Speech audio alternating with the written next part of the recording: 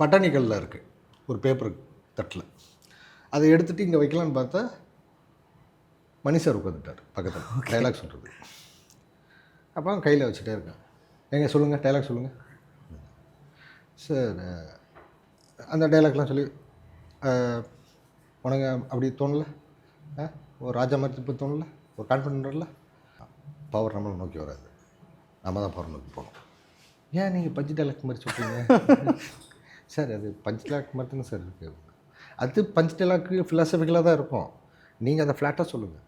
அப்படியா சார், எப்படி சொல்லுவாங்க? அவர் சொன்னார். அவர் சொன்னதை அப்படியே நான் திருப்பி சொல்லிட்டேன். ஓகே இதையே பண்ணிடுங்க அப்படின்னு சொல்லிட்டு போயிட்டார். நம்ம டைலாக் சொல்லுங்கன்னா வெறும் டைலாக் மட்டும் தான் சொல்லுவோம். ஆக்ஷன் சொன்னதுக்கப்புறம் நடிப்போங்க. ஆமாம், அதான் அந்த பட்டணியா பவர் நம்மளை நோக்கி வராது. Cut cut cut. முதல்ல அந்த பட்டாணி அவர்கிட்ட வாங்குங்க சார்.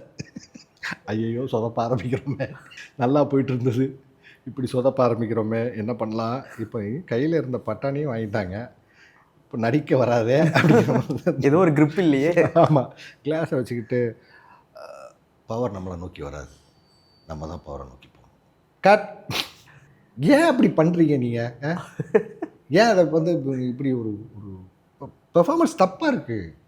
அப்போ நான் பார்த்துட்டே இருந்தேன். சார் உண்மையிலே தெரியல சார், நீங்கள் சொன்னது தான் நான் சொல்கிறேன். அப்போ ஒன்று பண்ணுங்கள், வானத்தை பார்க்காதீங்க. இம்மிடியட்டாக அடுத்த செகண்ட் சொன்னார். அதுதான்